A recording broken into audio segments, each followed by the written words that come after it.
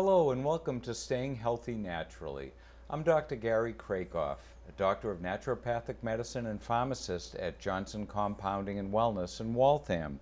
Today we'll be discussing how to protect yourself from ticks and Lyme disease. After a brutally cold and snowy winter, we're all real happy to be into the heat and humidity of summer. But the winter is still with us because that's led to an explosion in the tick population. Today we have Dan. Today our guest is Dan Wolff, a tick prevention specialist with over 20 years of experience and the president and founder of TICKS Incorporated.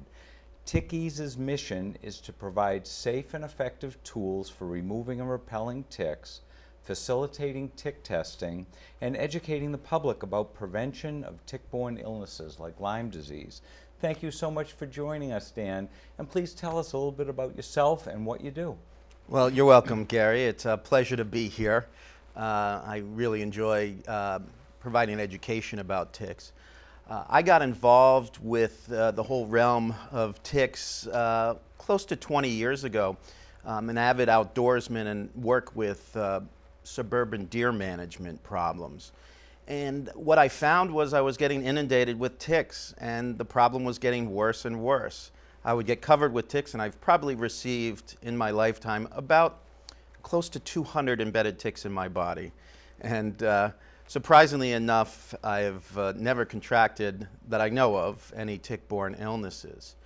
But having those ticks on me, being a single dad with two boys and having two dogs at home, I really wanted to make sure that I fully understood how to properly remove ticks. I didn't really find anything that was suitable according to what the experts said out there. And I remember in Boy Scout days, we used to take a match, light it, blow it out, and use the heat to get them to back out, or they said always carry Vaseline and smother them and they'll back out. And a lot of people are still doing that or just pinching them off. Right. And now we realize that's the wrong way. That is absolutely the incorrect way. Don't get me wrong. In the absence of any correct removal device, get that tick off you as quickly as possible. But it's important to not use any of those substances. It'll actually cause increased exposure to those pathogens that could cause infection. Okay, so what is the proper way to remove a tick? Well, the proper way to remove a tick is to simply use a fine-tipped or pointy tweezer. That's all you need. Okay. Household tweezers are not quite as recommended because of their flat ends, and you could loosen the mouth parts and leave that in your body, or you could actually squeeze the tick in the wrong place and kind of inject those pathogens right into your system. So just a straight-tipped tweezer is the most recommended method. And the idea isn't just to yank it out, just to grab the tick anywhere. You want to grab it near where it's attached. Right. The lower you can get to the skin surface where that connection is being made is better. So you want to get down underneath the tick, push down slightly on the skin, use the very, very finest tip of the tweezer, grasp very firmly, and then lift it up in a steady, even pressure, straight up. Okay, and that's the same on animals, on the dogs. Correct. However, there are slotted scoops available on the market because usually when we find ticks on our animals, they're larger and engorged. And the scoop method works very well to basically, like the backside of a hammer, slide it under the tick, pry it, or lift it straight up as well. And you can do that effectively without pointy tweezers as long as you're getting the scoop down close to the skin surface. Okay. Why all of a sudden is there such a problem? You know, we were talking a few minutes ago. I used to do a lot of camping and hiking all through the White Mountains. There were ticks, but you might, out of 10 people camping, one person might get a tick. Or down the Cape, we used to go into the dunes, and you never had a problem. And if you did get, like you said, you had 200 tick bites and you haven't contracted Lyme disease, what's changed? Well, the amount of ticks and the increase in reported cases, for example, of Lyme disease, I believe is in direct relationship to the burgeoning or the explosion in the deer population in our human populated areas. more than 90% of all reported cases of Lyme disease only are occurring now in 14 states. And these are very populated areas, the upper Midwest and the Northeast. And it's a direct relationship to the number of deer. Deer are a very good host for the ticks and allow for them to be spread very easily, even though the deer do not provide infection or infectious So the tick bacteria. is infected by it on its own, not Correct. because of the deer. Correct. Okay. And what does the dangerous ticks look like? Because there are ticks and there are ticks that you can hardly see. How do you know? Well, there are different species of ticks that Right. have their own set of problems, each one individually. However, within a species, for example, I like to talk about the deer tick or the black-legged tick in our area. Yeah. They are by far the most dangerous little parasite that I've ever come into contact with. And not only are there several different species of ticks we need to be concerned about, but within that deer tick species, there's different stages of their life that can create their own problems, mainly because of the size. Okay. So I guess we'll start at this end and we'll be jumping around a little bit. Sure. How often, if somebody's outside, even in the yard gardening, how often should they check themselves? Once a day, once a week, once a month? I would suggest checking yourself as many times as you can stand it. When you're outside and you come inside, that's a good time to check. Another helpful tip would be if you're outside in an area where you know that there could be ticks, when you come in, take off your clothes, throw them in a hot dryer for 15 or 20 minutes. And that'll kill the Dry ticks. heat is the enemy of ticks, and they So will you kill them don't pretty want to rapidly. bring it up into your bedroom, undress, and hop in the shower. Right. You want to undress in the garage Right, or in the laundry room. and don't wash them first. Dry them, then and wash then them. wash them. All right. that- Boy Scout days, they used to always tell us wear long pants, high socks, band the bottom of your pant legs. That's still Still a good great idea? idea. Just little things that you can do to just kind of reduce that risk. What other prevention methods? Well, there are repellents and there are products out there that'll actually kill the ticks. But tucking your pants into your socks, because ticks get on you down low and tend to crawl up. If they crawl up under your pants, then you're in They can go trouble. anywhere. They'll be moving up, and it's very hard to detect them, especially in the spring and early summer when nymphal deer ticks are active. And like the ones I've brought, if you want to see them, they're Sure. very, very tiny. And these are the most dangerous deer ticks because of their size. These are dead? These are dead, don't worry. Okay. And ticks do not jump. They So are- that's smaller than a pinhead. Yeah, these we like to say are about comparable in size to a poppy seed. Yeah. The adult deer ticks are comparable in size to about a sesame seed. Okay. So it's not something I can look down at my ankle and see. You have to really look. You need to examine yourself very carefully. Back to your how often do we check ourselves question, I think once you come inside from being outdoors, gardening, walking the dog or anything, is a good time to check. Now, here's another tip. You could put a sticker in front of the toilet. It's kind of funny, but it's also a serious topic that will remind you that when you're sitting down to do your business, it's a good time to check these areas that you might have a hard time seeing if you're standing up, for Are example. checking outside Yeah. in public. Right. I Okay. like to say, don't neglect your crevices. Okay, somebody finds a tick on them and it's not crawling, they can't brush it off. Sure. How soon should they remove it? It's super important to remove that tick as soon as possible. So the longer it's there, the greater chance it could transmit a disease. Correct. It's absolutely true.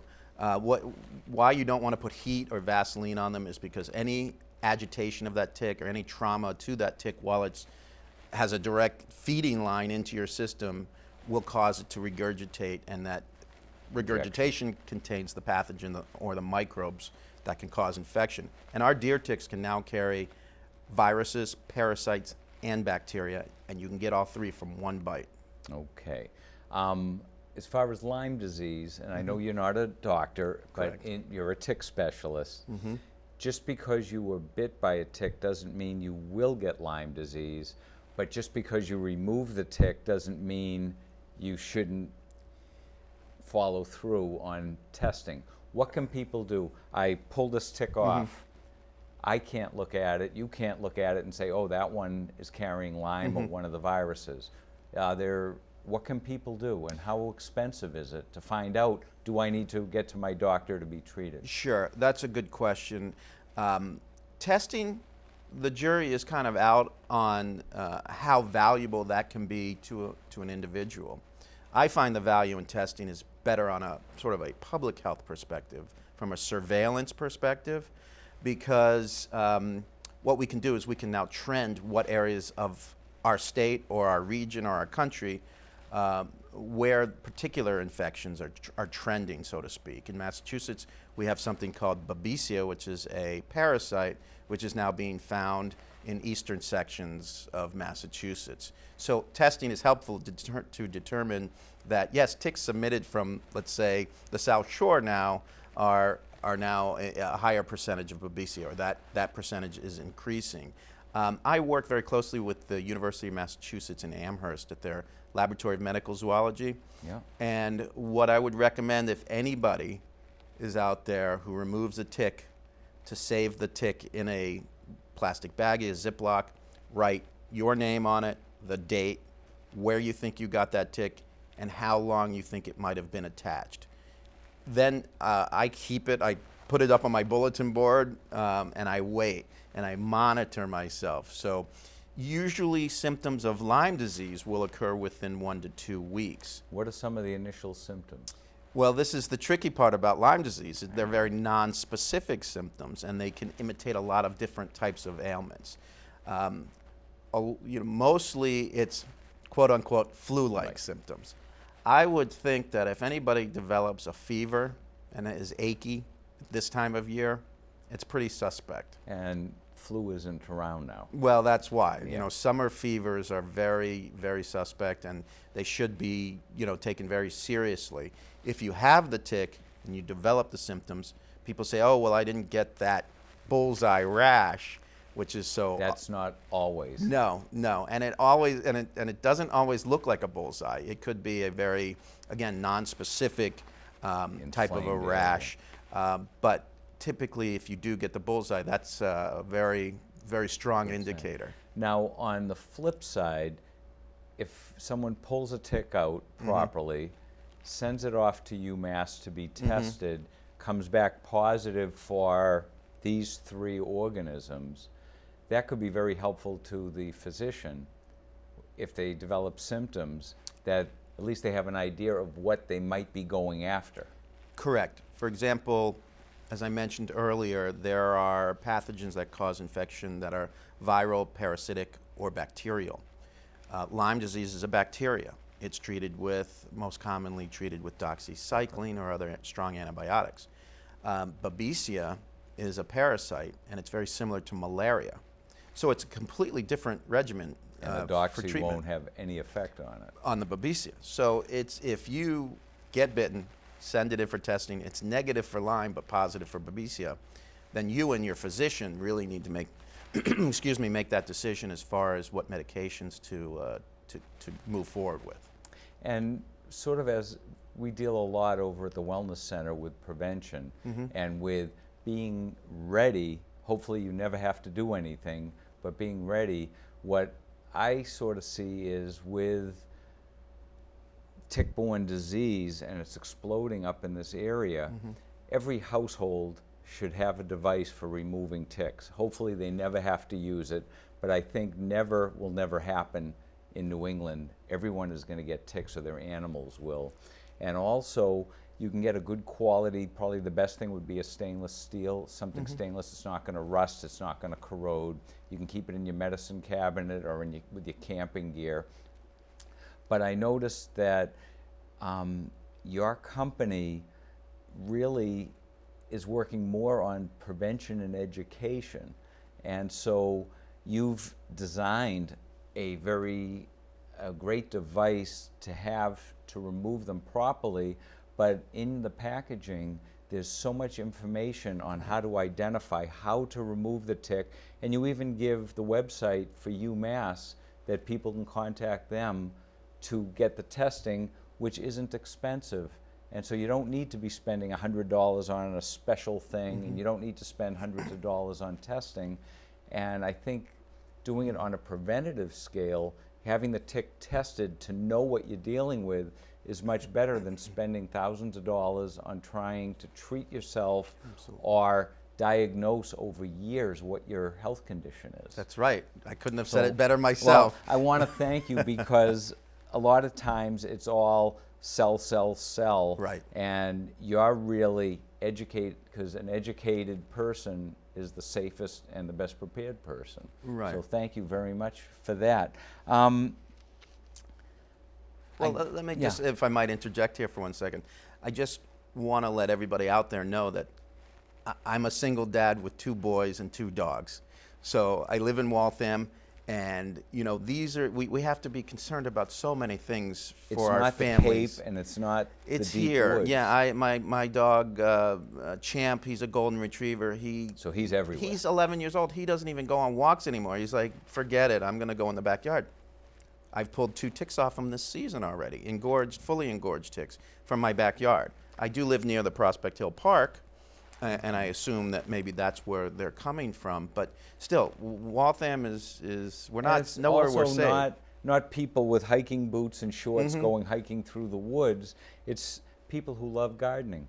You kneel down absolutely. and you're deadheading your petunias or whatever. All you need is, through the night, a deer went through the garden, and you're in big trouble. So one bite could change your life. But I do want to mention that education, I love doing this. I speak all over the place, and I never charge money for what I do for speaking engagements per se.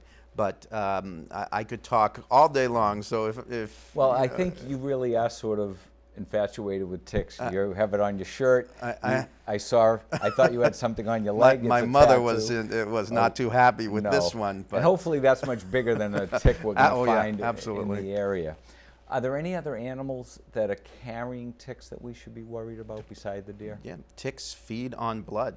So any animal, including reptiles, can be hosts for these ticks. So could a deer tick hop onto the little rabbit that's in my yard eating everything also, and then the rabbit is in my vegetable garden and I pick some lettuce, and I could get a tick on my hand? Absolutely. I do want to mention that ticks do not jump, they do not hop. They're physically incapable of that type of activity. But if you walk through your lawn, even a fine manicured lawn, well, get yes, on but your boots and up your leg. Again, ticks prefer to be sort of on the edge. They don't like heat, or they like moist, warm, and cool. I mean, So the garden, under the trees, and the shade. Under the mulch, if you mulch your garden, or on the edge. You know, middle of the lawn is not a likely place at this time of year to find a tick. But if you go around the borders where the bushes are and all that stuff. Will they stay in the mulch for any length? Can they survive for any length Well, they of do. time? They burrow underneath the leaf litter. So they don't have to be on the deer. No. The ticks can live sometimes more than 2 years. Okay. They only feed 3 times. So if you kind of average that out, that's every 8 months or so. So they're on their own the rest of a lot of the time they're just hanging out. And deer ticks in our area, what we call questers, they will sit on a piece of grass or a leaf like this. And on the ends of their legs, they have these really fine hooks like Velcro. Any animal, anything that brushes by, and they're attached. So and then they start to move up. They're very patient. Yeah, they can sit still for months. Now they burrow and they live. You mentioned earlier about the terrible winter that we had. The frost doesn't kill them. Well, cold temperatures can kill them. The snow that we had was actually like an insulator for them. So where in some colder winters we might have a winter kill, so to speak, of the ticks, this past winter I don't believe that we did. So more survived. So it looks like there's an explosion of the population. It's just more survived than they did last year. So it appears as though we have greater densities of ticks. There's a lot of concern with DEET The tick sprays, DEET is very effective, but DEET, there's a lot of talk about spraying it on your whole body every single day going out could have some negative effects. To the best of your knowledge, are there other things you can use that could help? Absolutely. What sort of things? I just want you to know that I'm not in the repellent business at all. I understand simply that. designed the tool for removal once the tick's in you. But you seem to be very experienced. I can tell you what my thoughts are, my opinions are. Please. I'm not a big fan of these types of repellents for ticks. Repellents work well on flying and biting insects because they're kind of quick in and out feeders.